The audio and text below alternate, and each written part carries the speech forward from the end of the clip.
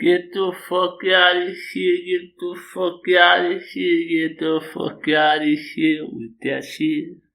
Nigga, fuck out of here with that shit. Nigga, fuck out of here with that shit. Nigga, fuck out of here, get the fuck out of here, get the fuck out of here. You so bitch, nigga, fuck out of here with that shit. Nigga, fuck out of here with that shit. Nigga, get the fuck out of here, get the fuck out of here, get the fuck out of here, you so bitch. Nigga, fuck out of here with that shit. Nigga, fuck out of here with that shit.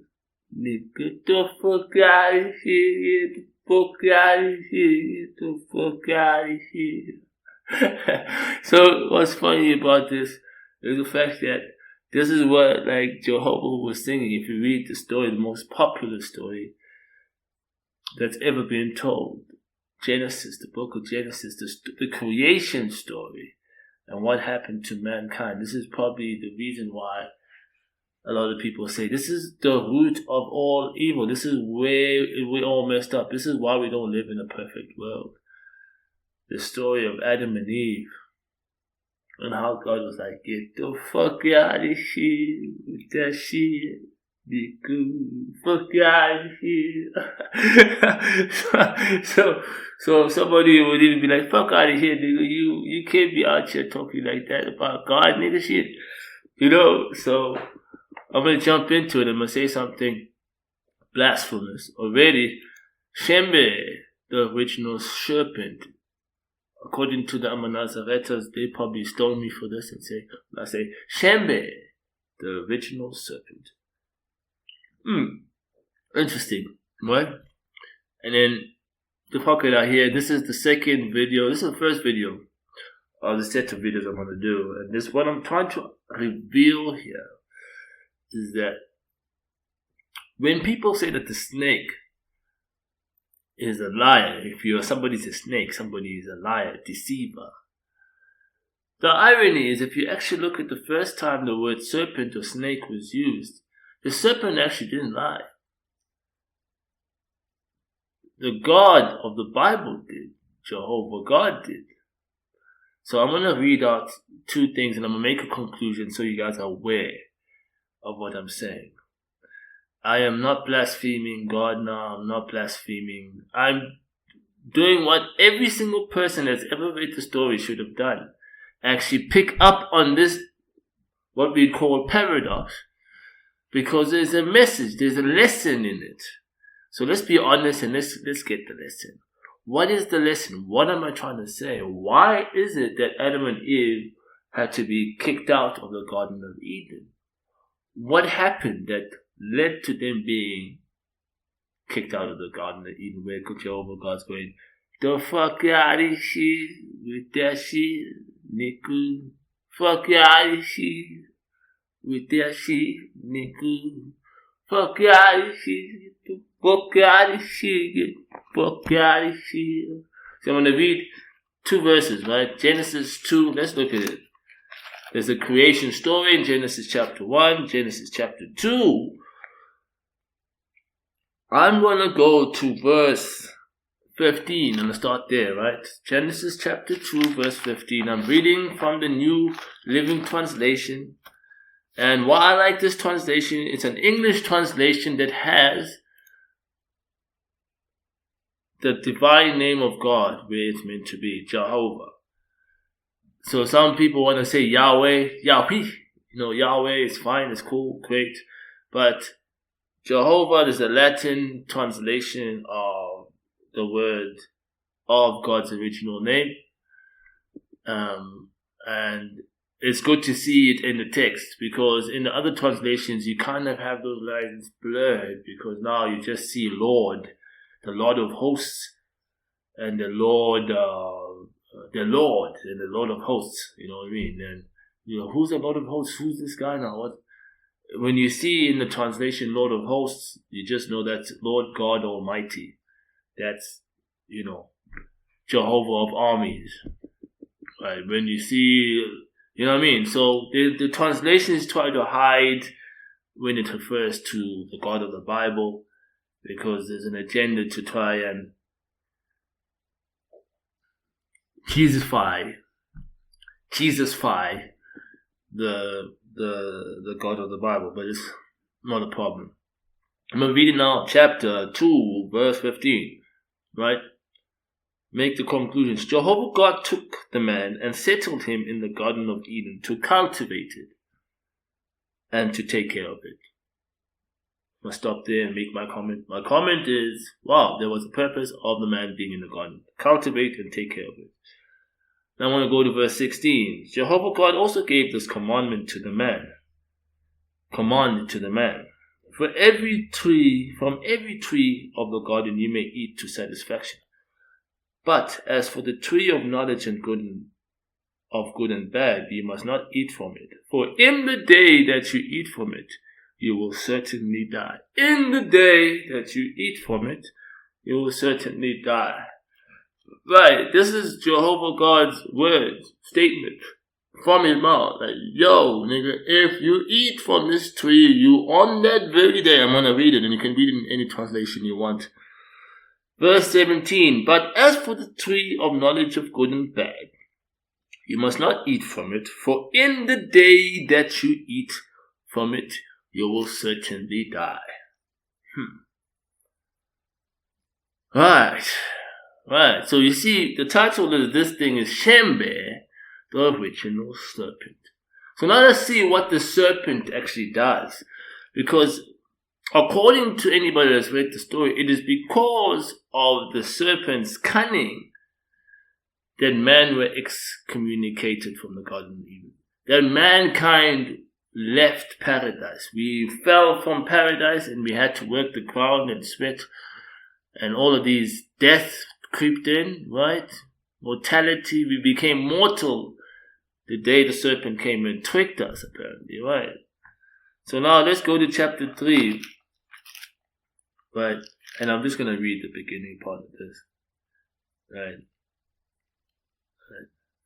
So, chapter 3, verse 1, we're going to contrast. Now the serpent, the most cautious of all the wild animals of the field that Jehovah God had made, most cunning, or the craftiest, or the shrewdest.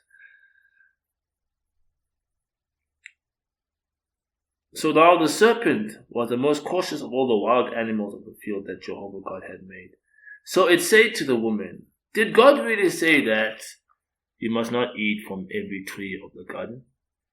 At this the woman said to the serpent, we may eat of the fruit of the trees of the garden, but God has said about the fruit of the tree that is in the middle of the garden, you must not eat from it. No, you must not touch it, otherwise you will die.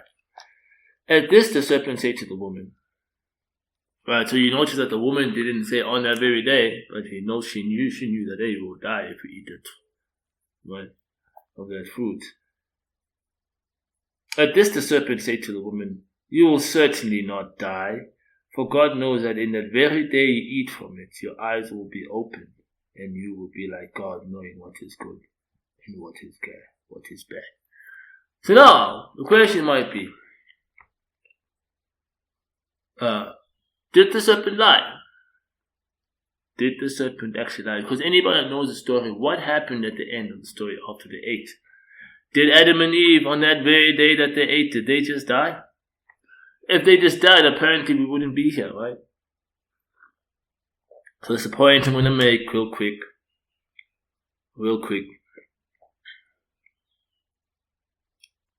Right, I'm going to just go to it now. Then in verse 22, God says exactly what the serpent says, right? God says, certainly these guys have died now. Jehovah God doesn't say that. Jehovah God says this in verse 22 of chapter 3, right? Jehovah God then said, here the man has become like one of us, knowing good and bad. Now in order that he may not put his hand out to take the fruit also from the tree of life and eat and live forever.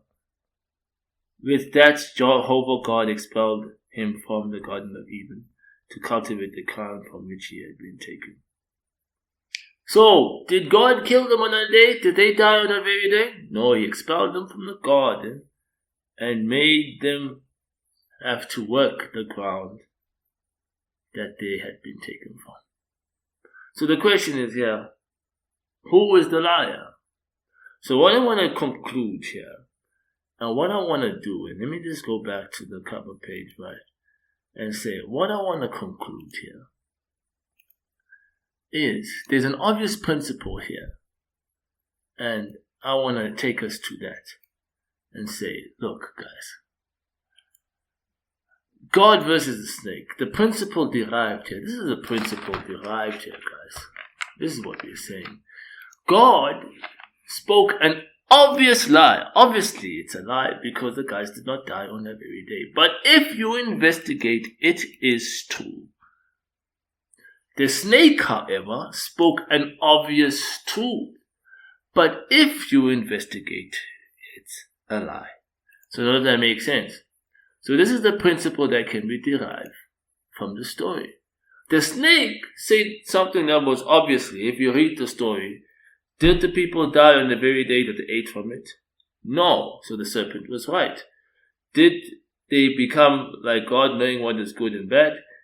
Yes. The serpent obviously was right. Told the truth.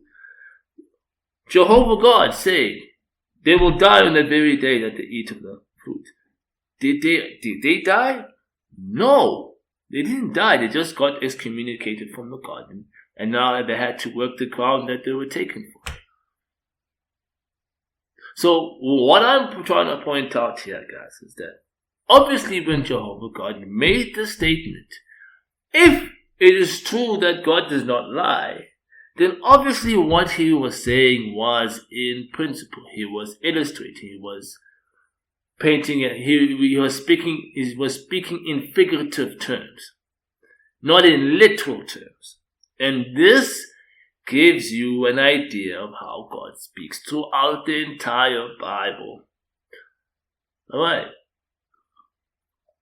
So to anybody observing, God is lying. Whenever God says it sounds like a lie, it sounds like a lie. Right? So you don't believe it. Right? That's the trap.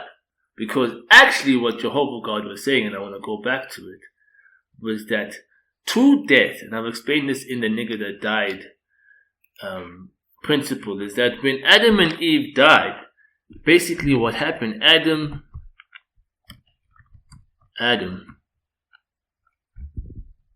in Eden function in the garden, right? Cultivate the garden. Adam after, before. Adam after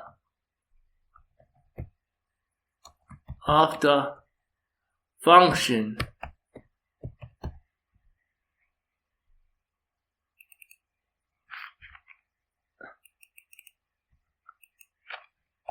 cultivate the ground. Alright, so this function, death can be defined, and this one I'm going to do this. Alright. Alright.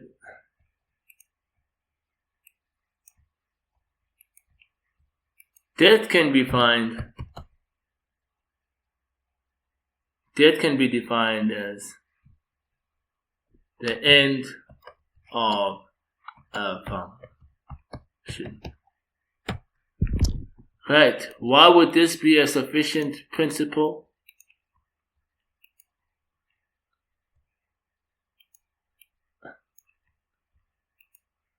Why would this be a sufficient principle? Because if somebody dies, suffers mortality, this fits as an adequate description because their body stops functioning. It becomes the end of the natural bodily functions. That is death. Right? So, in this case, God did not mean the end of the natural bodily functions. It made the end of their commercial function. The purpose that God had made them was to cultivate the garden. But because they had done that, death, end of the function. Now they had to carry out a different function, which is cultivate the ground, which they were taken from.